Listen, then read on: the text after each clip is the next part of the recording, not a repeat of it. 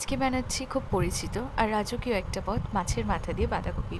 খুব সহজেই কিভাবে আমরা সেটা বানিয়ে নেব চলো দেখে নিই। তো এটা করার জন্য প্রথমে কড়াইতে কিছুটা সর্ষের তেল দিয়ে দেবো। তেল গরম হইলে দিয়ে দেবো কিউব করে কেটে রাখা কিছুটা আলু। আলুগুলো ততক্ষণ ভাজা করবো যতক্ষণ না এটা একটা সুন্দর গোল্ডেন কালার পাচ্ছে। আলুগুলো ভাজা হয়ে গেলে তেল থেকে তুলে রেখে এবার আমরা দিয়ে দেবো নুন হলুদ মাখিয়ে রাখা মাছের মাথাগুলো। এক এক করে সমস্ত মাছের মাথাগুলো দিয়ে দেবো। খুব ভালোভাবে দুপিঠ ভাজা করে নেব। ফ্লেমটা কিন্তু এই সময় মিডিয়াম টু হাইতে থাকবে। এবার মাছের মাথাগুলো খুব সুন্দর একটা কালার পেলে দেখো ঠিক এরকম কালার হয়ে আসবে।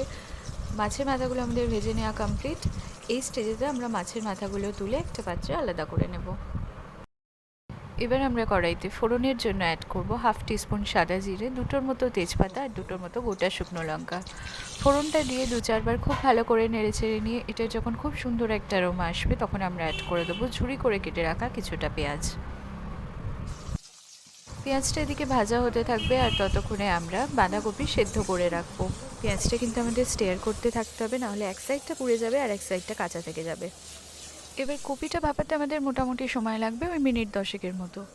এবার পেঁয়াজের কালারটা এদিকে চেঞ্জ হয়ে এলে আমরা অ্যাড করে দেবো রাফলি কেটে রাখা কিছুটা টমেটো।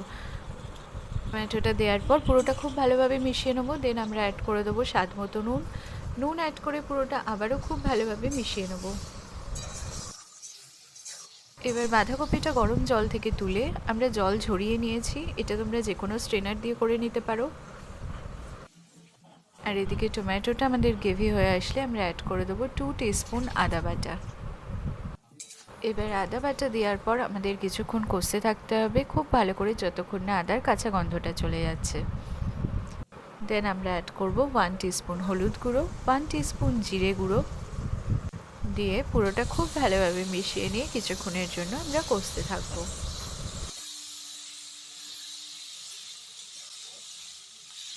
কিছুক্ষণ কষতে থাকবো যতক্ষণ না এটা থেকে তেল ছেড়ে আসছে। এবার দেখো কালারটা কত সুন্দর এসছে। দেন আমরা অ্যাড করে দেবো ভেজে রাখা মাছের মাথা আর ভেজে রাখা আলু। পুরোটা দিয়ে খুব ভালোভাবে একবার মিশিয়ে নেব। 3 থেকে 4 মিনিট খুব ভালোভাবে কষিয়ে নেওয়ার পর এবার আমরা অ্যাড করব জল ঝরিয়ে রাখা বাঁধাকপি। বাঁধাকপি দিয়ে পুরোটা খুব ভালোভাবে আবারও মিশিয়ে নিতে হবে। আর মাছের মাথা দিয়ে বাঁধাকপি কিন্তু গরম ভাতের সাথে সত্যিই অসাধারণ লাগে। আর মাছের মাথা দিয়ে বাঁধাকপিটা কিন্তু আমি একদম সিম্পল রেখেছি, কোনো অতিরিক্ত মশলা ইউজ করিনি। তো তোমরা ডেফিনেটলি একবার এভাবে বানিও আর আমাকে জানিও কেমন লাগলো। এবার পুরোটা খুব ভালোভাবে মিশিয়ে নিয়ে আরও কিছুক্ষণ কষতে থাকতে হবে ওই 10 to 15 মিনিটসের মতো, যতক্ষণ না এটার কালার চেঞ্জ হয়ে আসছে। এই সময় চাপা দিয়ে সেদ্ধ হতে দিতে পারো আর কষার জন্য সামান্য জল ইউজ করে কষতে পারো। এবার কিছুক্ষণ বাদে যখন ঠিক এভাবে তেল ছেড়ে আসবে তখন বুঝতে পারবে যে এটা একদম পারফেক্টলি কুকড হয়ে গেছে। এবার আমরা প্রায় ফিনিশিং স্টেপে রিচ করে গেছি। দেন সামান্য একটু চিনি অ্যাড করবো এই স্টেজে। বেশিরভাগ রান্নাতেই সামান্য চিনি ইউজ করলে কিন্তু টেস্টটা অনেকটা বেড়ে যায়। এবার ঘি আর গরম মশলা দিয়ে ফিনিশ করব। ঘি আর গরম মশলা অ্যাড করার পর পুরোটা খুব ভালোভাবে মিশিয়ে নেব।